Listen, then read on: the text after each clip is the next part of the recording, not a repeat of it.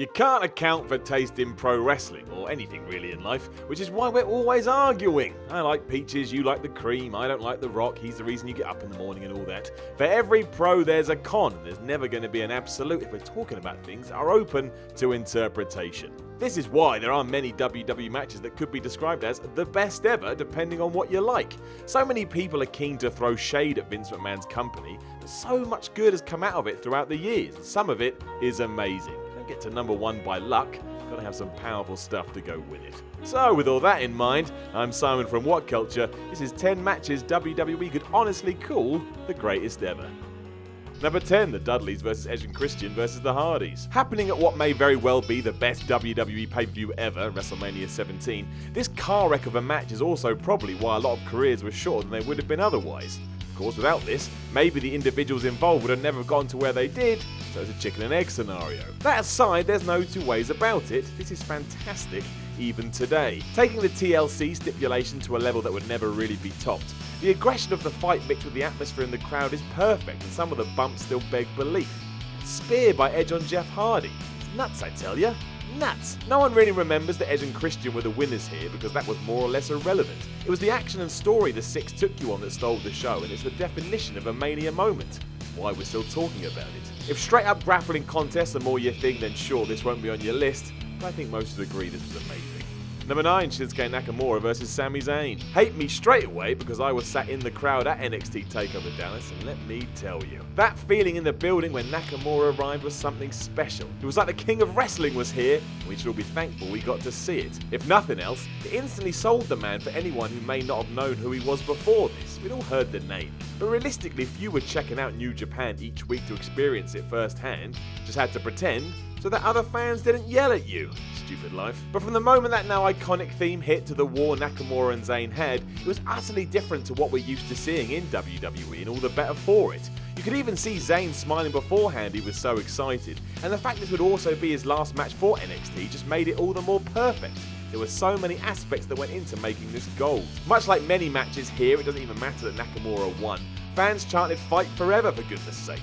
They were just pleased to see two masters prove themselves. Boy howdy, they did. Number 8, John Cena vs CM Punk. Happening at Money in the Bank 2011, this received 5 stars by the one and only Dave Meltzer, and I can see why. While the match itself was awesome, that wasn't what had captivated the audience in this view. That was all down to real life merging with storytelling and having two awesome pro wrestlers who knew how to pull it off. The whole is he, isn't he of Punk leaving the company mixed with the quest to steal WWE's world title was just excellent. And the promos leading into this threw the idea of it all being a show out the window. Everyone involved seemed furious with each other, Vince McMahon working his magic like only he can. All of this stepped up a notch given that it was going to happen in Punk's hometown of Chicago, and that atmosphere will still give you goosebumps. I don't think one person that night wanted to see Cena win when he didn't. My word, it was Christmas come early. Punk sold it perfectly with a kiss, and the only real downside was how quickly he returned to TV. We didn't know that at the time. Everything here was spot on. Number 7, Shawn Michaels vs Razor Ramon. Just the other day I heard someone say this was overrated, but that's missing the point. You can't watch this WrestleMania 10 classic through 2018 eyes. You have to transport yourself back to the time and realise what was happening here. On that night inside Madison Square Garden, seeing such athletics and stunts using a ladder wasn't commonplace in WWE. It was brand new. The fact we had 2 exceptional performers tasked with doing all of this just meant it was even better still. To get a feel for that, just go and look at the fans' faces when the ladder is first used as a weapon. Like everyone just witnessed a crime. Aside from being excellent, it also set the stage for what would come next, and that's huge. Wrestling evolves, but to do that you need moments like this. To ignore such importance makes you a maniac. Well, not a maniac, just being an idiot. It's the smaller elements of play too which filled in any holes. Michaels had been prancing around as the fake IC champion for weeks prior, so to see Ramon hold both aloft after besting the Heartbreak Kid, well, what a lovely occasion for us all. Number 6, Andrade Cien Almas vs Johnny Gargano. Everyone will get mad at this one because it only happened 5 minutes ago, but so what? If something is good, something is good. This was good. Another 5-star from the Melts, and the first in years for a WWE match. Gargano and Almas put on a clinic at TakeOver Philadelphia, using Gargano's superb power to be accepted as a babyface for all it's worth. Let's not take anything away from Almas either. His improvement over the last 12 months has been nothing short of excellent. He was the perfect heel to match Gargano's lovable ways. We also had the sub-feud between Zelina Vega and an observing Candice Del Rey, plus the ending where our old pal Ciampa turned up just to end the whole thing in tragedy. All the best things end that way. Go ask Shakespeare. Both men have set themselves up for big things going forward, and that shouldn't be overlooked. That's what amazing matches do. And this was amazing. Number 5, The Undertaker vs. Shawn Michaels. Most of The Undertaker's streak sucked. This we know. It wasn't really his fault. He was fighting the Giant Gonzalez and King Gun Bundy at one stage. What do you want from the man? At Mania 25 though, he came up against Shawn Michaels, a dude he'd always had tremendous chemistry with.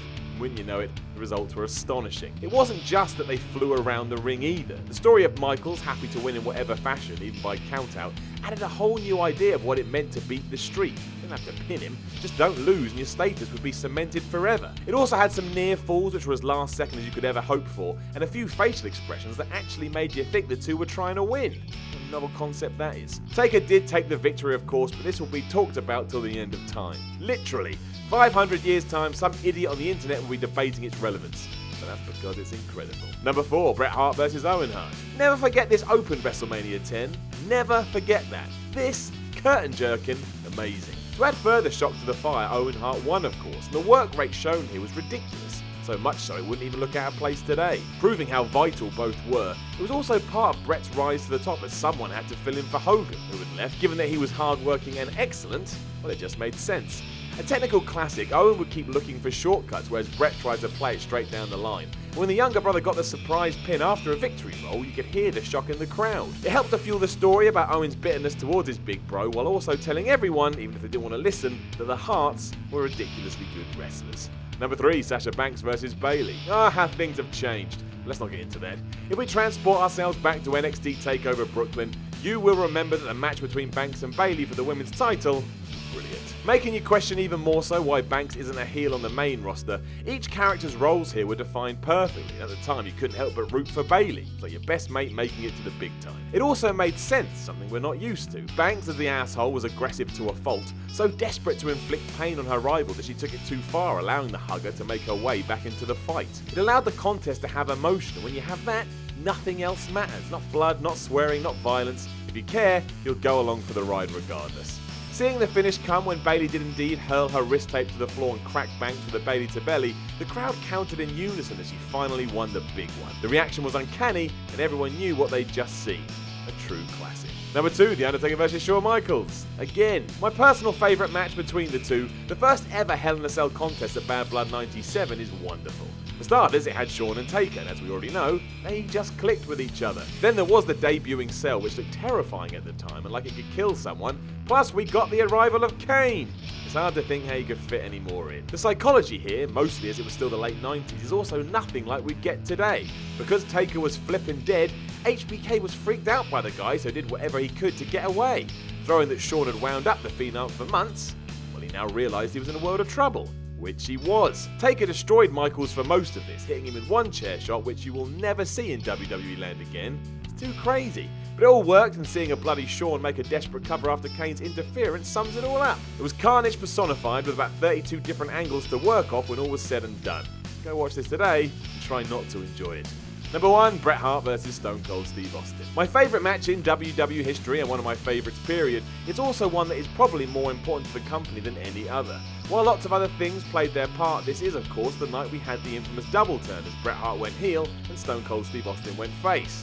Then we know what happened next. It was everything leading into this that helped too. Hart and Austin had already been at it for months, and the slow build just tied into every aspect. Bret's frustration with the company, McMahon coming forward as the owner, and Austin as a guy who was getting fed up with all the nonsense.